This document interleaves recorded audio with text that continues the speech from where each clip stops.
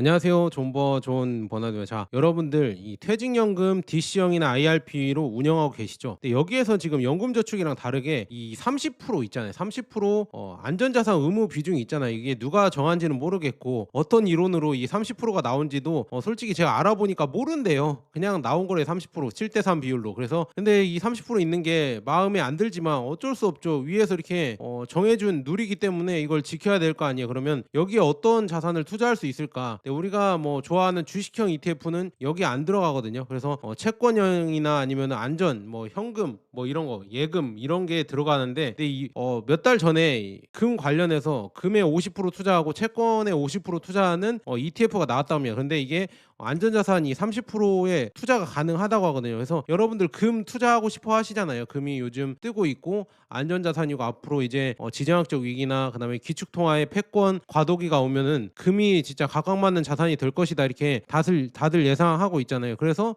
금 투자를 위해서 여러분들 알아볼 수 있는 이 ETF 한번 소개해드리고요. 저도 이제는 이 ETF로 모아가려고 생각 중입니다. 그래서 우리가 뭐 보통 ETF 금이나 은 관련해서 ETF라고 하면요, 여기 상장된 ETF가 있거든요. 그리고 구리도 있네요. 근데 이렇게 원자재 ETF가 이 안전자산 30%에는 해당이 안 돼요. 저는 KRX 시장이 있어서 에이스 KRX 금현물이나 타이거 KRX 금현물은 안전자산 30%에 들어가도 되지 않을까 이렇게 했는데 이게 안전자산에 안 들어간다고 합니다. 그러니까 이걸로 단독적으로 투자할 수가 없어요. 그러니까 채권이랑 혼합이 되어 있어야 되는데 지금까지는 그게 안 나왔었거든요. 근데 이번에 이렇게 나왔습니다. 그래서 좀 한번 쭉 제 거 계좌를 한번 봐드리면서 앞으로 어떻게 해야 될지 전략도 한번 보도록 하겠습니다. 이 플러스에서 이 12월 작년이죠. 작년 12월 16일 날 상장된 거거든요.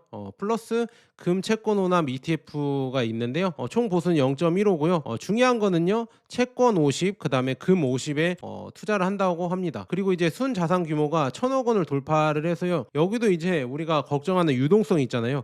유동성이 그래도 1,000억 원 이상 되니까 괜찮은 이런 ETF다. TDF라고 봐야 되나요? 그렇게 된다 이렇게 볼 수 있고요. 그래서 이게 뭐가 들어가냐 보면은요, 이 안전자산 탈을 쓴 성장 동력. 그래서 플러스 금 채권 혼합 ETF인데 금에 50% 들어갑니다. 그래서 금에 50% 들어가고 그다음에 우리나라 이 국고채 있잖아요. 3년물 50%가 들어간다고 합니다. 그래서 안전자산으로 분류가 돼서요. DC랑 IRP에 100% 투자 가능하다. 그러니까 이게 중요한 거죠. 그래서 30% 안전자산에 당연히 투자가 된다. 이렇게 볼 수가 있습니다. 이것 때문에 제가 이게 괜찮다, 이게 나온 게 괜찮다 이렇게 말씀 드리는 거거든요. 왜냐하면 저희가 고민하는 게 제 거 이게 지금 DC형 퇴직연금 계좌예요. 원래는요 보통 이걸 많이 모았어요.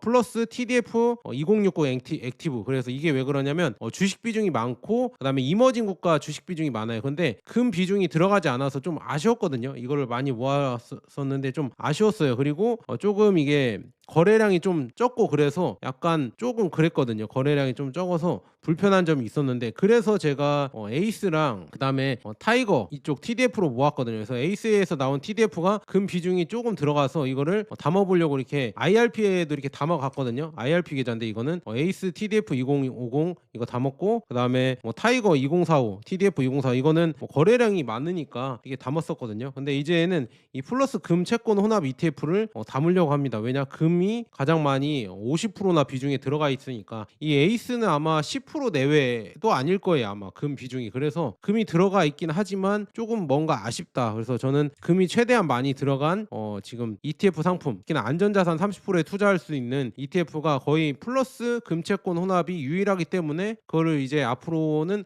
모아 가려고 이렇게 생각 중이다. 그래서 지금 이게 일부 제 거 지금 DC형이랑 IRP 계좌 일부 캡처를 한 거거든요. 근데 저도 꾸준히 투자를 하고 있어서 어떤 TDF나 ETF 그냥 여러분들 꾸준히 투자하시면은 그냥 진드거니 막 여러분들 급하게 생각하지 마시고 투자하시다 보면은요 수익 납니다. 근데 언제 올라 이렇게 너무 조바심을 가지면은 그게 오히려 투자를 망치거든요. 그래서 그러니까 여러분들 좀 조바심 갖지 마시고 꾸준히 투자하셨으면 좋겠고요. 그래서 이제 이 금채권 혼합 ETF 있잖아요. 플러스에 나온 거, 이게 국제 표준 금 가격을 추정한답니다. 그래서 김치 프리미엄 없고 그냥 국제 시세를 반영해서 가는 거고요. 하고요. 그다음에 국고채 3년물에 투자합니다. 그래서 국내 자산 중에 최고 수준의 신용도, 그러니까 안정성이 가장 높은 거죠. 그래서 뭐 이거는 크게 이걸로 뭐 수익 보겠다 이렇게 하는 게 아니라 차라리 금으로 수익 보는 게 낫겠죠. 앞으로 저는 금의 가치가 계속 올라갈 거라고 보고 있기 때문에 여러분들도 저랑 생각이 같으시다고 하면은요, 꾸준히 모아 가시면 좋겠죠. 그래서 기존에 여러분들이 안전자산을 그냥 현금으로 방치했을 수가 있어요. 그래서 수익률이 저하되었을 수도 있는데, 이제는 이걸 개선해서 이 안전자산 30%를 플러스 금 채권 혼합으로 대체를 한다 하면은요,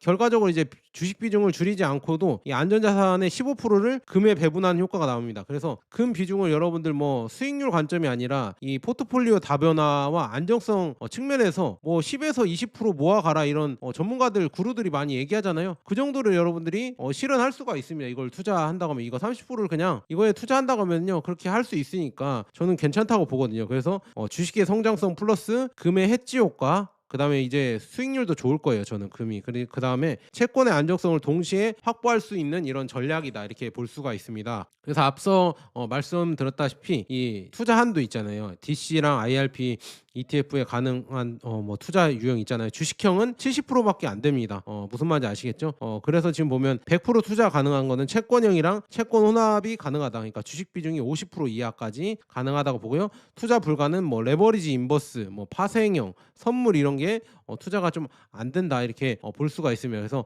플러스 금 채권 혼합을 여러분들 50대 50 이렇게, 채권이랑 금이랑 50대 50이잖아요. 이거를 30%에 투자하면은요, 이게 또 나뉘면 15대 15로 되겠죠. 그러니까 금 15%를 투자할 수가 있다. 그다음에 70%는 주식이고 채권 15% 이렇게 투자가 가능하다, 이렇게 볼 수가 있습니다. 근데 이게 지금 황금 비율이라고 하죠. 여러분들 S&P 500을 100% 투자하고 아니면은 S&P 500 60, 그다음에 채권 40, 6대 4 비율로 투자하는 거랑, 그다음에 S&P 500 6, 그다음에 채권 2, 그다음에 골드 2, 그러니까 금 2, 이렇게 해서 6대 2대 2 이렇게 투자하는 방법이 있는데요. 이게 쭉 비교해 보면요, 채권 40을 투자하는 거는 좀 수익률이 낮아요. 근데 지금 S&P 500을 그냥 100% 투자하는 거랑, 그다음에 S&P 500이랑 채권이랑 금이랑 혼합해서 투자하는 거랑 수익률이 비슷해요. 이게 그래서 더 중요한 건 뭐냐면요, 여기 나와 있죠. 연평균 수익률은 오히려 이렇게 투자하는 게 더 높았거든요. 이게 언제부터냐면요, 1999년부터 2025년 11월 28일까지 기준으로 했는데, 야, 이게 오히려 S&P 500 혼자 투자하는 것보다 오히려 이렇게 섞어서 투자하는 거 6대 2대 2로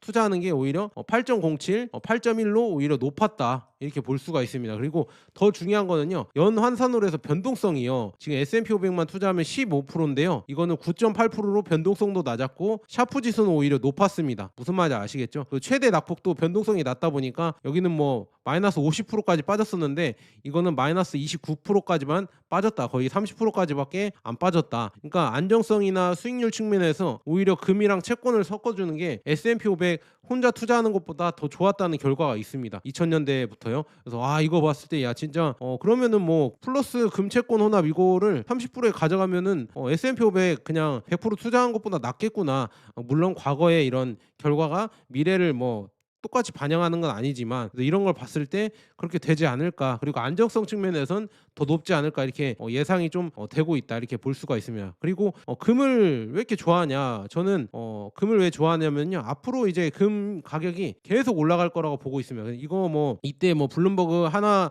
자산운용에서 캡슐했을 때는 금 가격이 온스당 4,000달러가 안 넘어갔나 봐요. 근데 지금은요, 온스당 5,000달러 넘어갔고 5,600달러까지 갔다가 지금 살짝 눌렸거든요. 지금 그래도 계속 가고 있고, 근데 중요한 건 M2 통화가, 그러니까 달러가요, 계속 늘어나요. 계속 발행되면 발행될수록 희소성을 가진 금의 가치는 계속 올라갈 수밖에 없습니다. 이거는 뭐 첫 번째 이유고요. 두 번째, 세 번째 이유가 더 있거든요. 그리고 특히나 레이달리오는요, 전 세계 자본 전쟁이 임박했다. 그래서 최후의 피난처는 금이다. 레이달리오가 매번 올 웨더 포트폴리오, 그다음에 금 자산을 늘려라, 그다음에 기축 통화에 뭐라고 하죠? 흥망성쇠가 있다. 그래서 이제는 점점 미국이 지고 있고 달러가 지고 있다. 그래서 다시 또 금이 뜨는 시대가 올 것이다, 이렇게 레이달료가 매번 얘기하고, 이제 요즘은 은퇴해서 더 강하게 얘기하는 것 같아요. 그래서 금 비중을 뭐 원래는 뭐 10%였는데 뭐 20%까지 늘려라, 막 이런 얘기까지 하고 있고 더 강조를 하는데요. 제가 봤을 때는 더 본심은 금을 더 늘려라, 이렇게 레이달료가 할 것 같거든요. 근데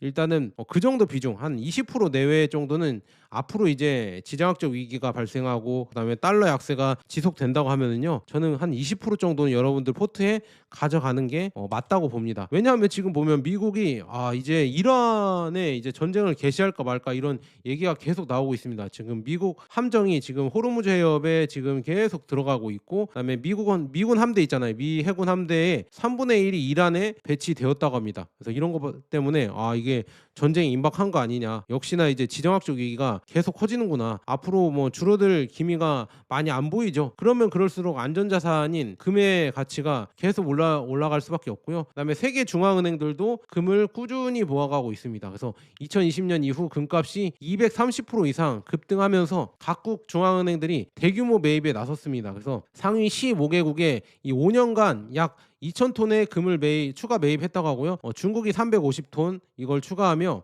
미국 달러 의존도를 낮추려는 움직임을 보였습니다. 그리고 폴란드가 이 300톤을 추가 매입하며 그 뒤를 이었고 터키와 인도도 이제 인플레이션과 환율 변동성에 대비해 금 보유량을 늘렸습니다. 그리고 브라질, 아제르바이잔, 일본, 태국, 헝가리, 싱가포르도 눈에 띄게 금을 추가했습니다. 일본도 금을 많이 추가했네요. 그래서 이렇게 지금 계속 금을 추가하고 있습니다. 그래서 이런 거 봤을 때 세계 중앙은행들은 금을 계속 대폭 매입을 하고 있다. 그래서 우리도 이런 거에 맞춰서 이제 금의 시대가 다시 또 오는구나 이거를 예상을 하시면 될 것 같습니다. 그리고 중국은 특히나 이 지정학적 긴장도가 높아짐에 따라 외환 보유고를 다변화하고 있죠. 특히나 이 미국채를 계속 꾸준히 줄여가면서 점점 금 비중을 엄청나게 늘려가고 있죠. 그래서 이거를 여러분들 보셔야 됩니다. 금 비중을 엄청나게 늘려가고 있고요. 근데 더 중요한 거는요. 이 미국이 점점 이 미국 국채가 문제가 되는 게 뭐냐면 미국의 부채가 너무 많이 늘어나고 있어요. 그래서 26년에는 39조 달러가 넘어갈 것이고 2036년에는 64조 달러가 넘어갈 것이다. 이렇게 빚이 계속 늘어나면 갚을 수가 없는데 그래서 뭐 기축통화의 위기가 올 것이다. 트래핀 딜레마 막 이런 게 나온다.